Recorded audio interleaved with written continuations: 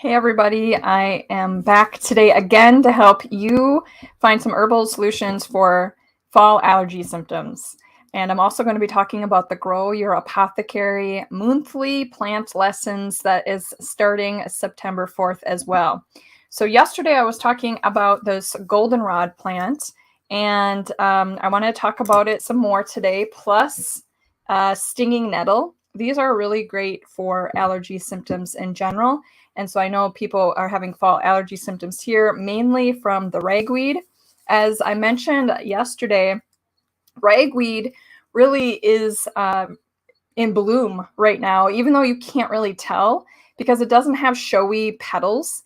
It's the plant does not need to make showy, colorful flowers because it is a wind pollinated plant.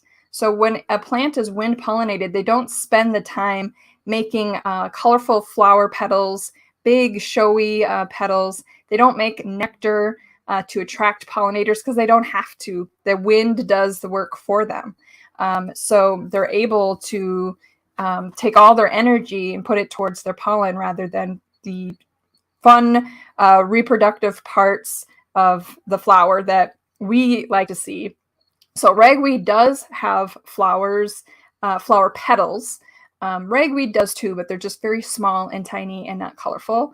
And because those petals will get in the way of the pollen being able to be released.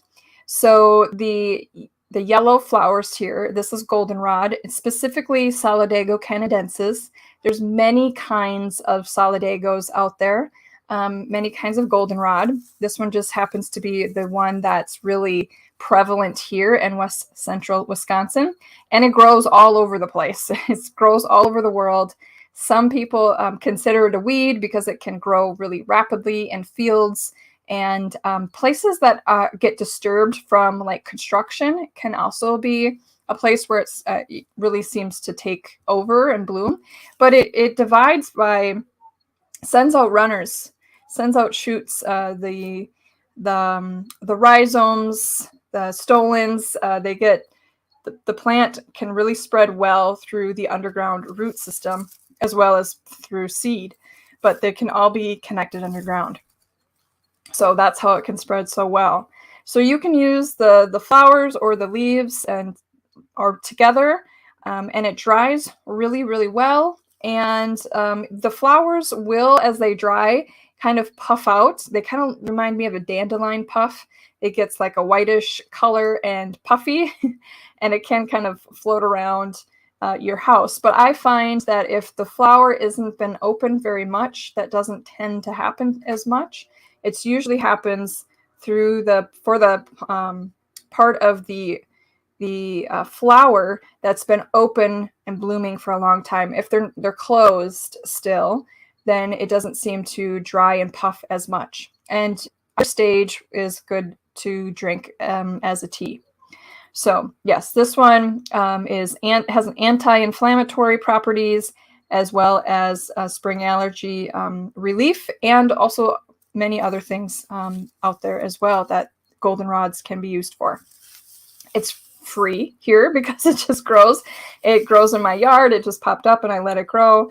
And like I said, it grows very well in fields and such. So if you're able to harvest it, then you can just hang it up in small bundles and let it dry.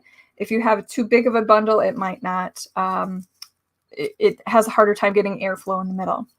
So the question is, do you use flowers or leaves for the tea? You can use both.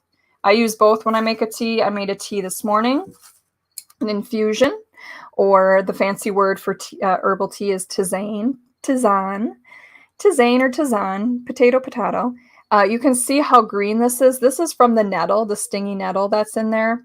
I love stinging nettle for seasonal spring allergies, or just for any kind of allergy symptom in general. So I combined the two.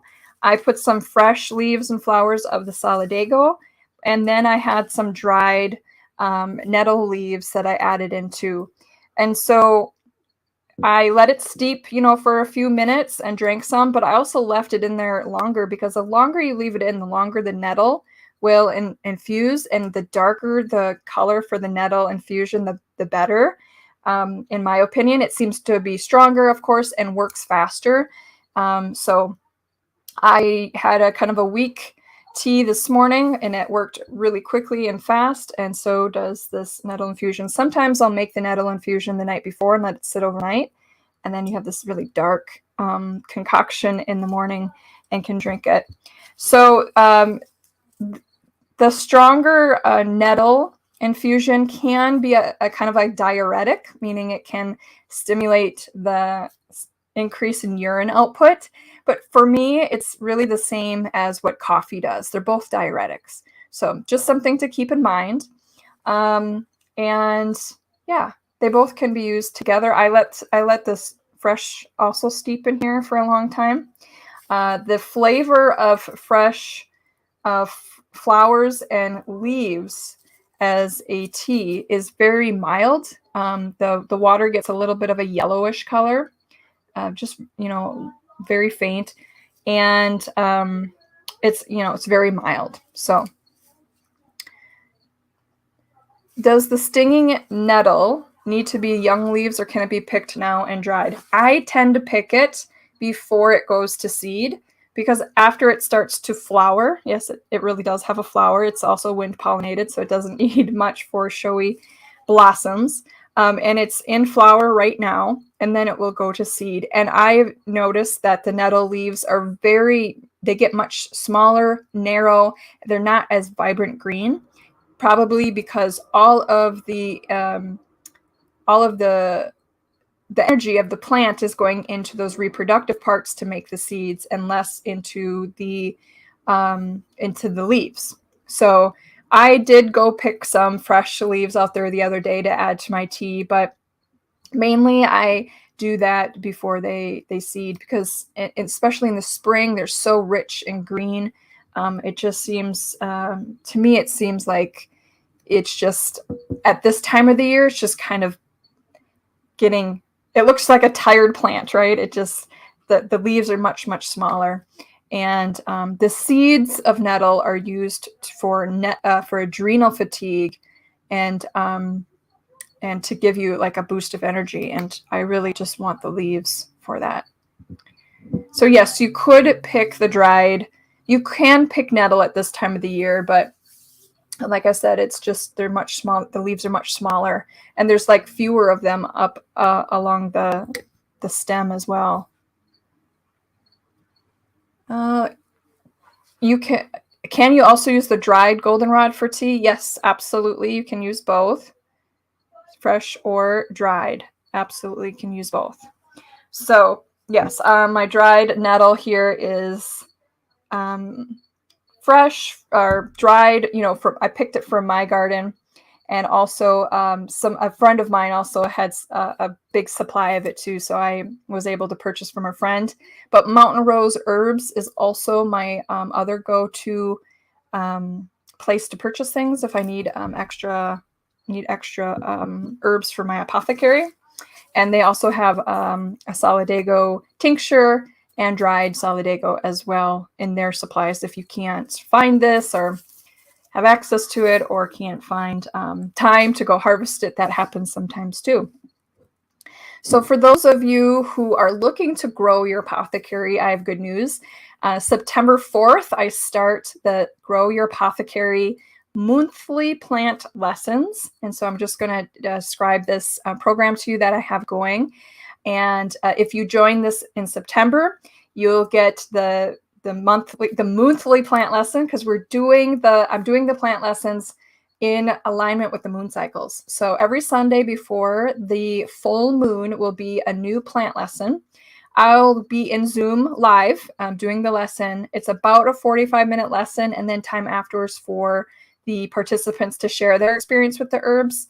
And the lessons are geared for people to grow their apothecary. So whether you want to learn to grow the herb, or learn to use the herb, how it can be used in herbal remedies, maybe you're just looking for information in general about herbs so that you can purchase products to put in your own apothecary. So you'll be able to grow your apothecary in a way that suits you. And some people have wondered, what if I'm not in the United States or in the same state you are? will these lessons be applicable? And the answer is yes. So I think that many of these herbs grow around in many places around the world, and many of them are easy to find online and typically can be found in tea blends that are in supermarkets and things here in the United States. And I know from my experience with participants from other programs, and I've had participants from the UK and from the Europe region. Usually my plant lessons are, applicable to them. So that is helpful. 3 lessons per 12-month subscription. Well, yes, basically that would be it, because there are 13 full moons in a year. And the subscription is monthly. Right now, there's not a year package to pick from. Just have it set up so that it's monthly subscription. And I have a sliding scale payment option available in US dollars. So 22, 33, or 44. And whatever works best for you. The 44 is my preferred payment option, but I know that there are people who live in different parts of the world and the conversion rate gets a little tricky. So I have these different options for people, and also for people who just need their budget is different and they need a payment that's not at the $44. So for those of you who can do the 33 or the 44, that's great as well. And for people who need a little bit of leeway and a little bit of wiggle room, the $22 one is also available. I want to make it accessible to as many people as possible. The $44 amount helps me keep these programs going, and also makes it affordable for other people too. So yeah, so you can cancel at any time. You're not locked into a certain amount of months, and maybe in the future I'll have like a 12-month payment where you can do it all in lump sum. But right now it's just monthly. And also the special bonus that's happening in September 25th is a special, there's a dark moon landing on a Sunday. It's only the second one of the year, and it's the last one. And so I thought it would be fun, since I'm already doing it the Sunday before the full moon, do something special on the dark moon. So go to the Grow Your Apothecary website and look at what that special dark moon bonus is. It's going to be a really fun one to do. No experience necessary. And I'll give you a hint. It's called the Secret Meeting. So take a look at that. If you go to fullcircleherbals.com and then click on offerings, you'll see Grow Your Apothecary monthly plant lessons, so you can see the details there. And I'm also been, sprinkling the link here and there. I'm also sending information out on my newsletter. So yeah, the monthly plant lessons are really going to be, like I said, about growing, harvesting, using, but also about how to connect more fully with plants. Because if you have an experience and a relationship with these plants, it's much easier to retain the information. And it's also a really important part of having your own apothecary and connecting with the plants, because I think plants are beings. They have capacities to communicate and grow, and they've been here for a really, really long time. So all those things will be talked about. And also this is also about connecting to your own healer, your own inner green witch, your own plant priestess.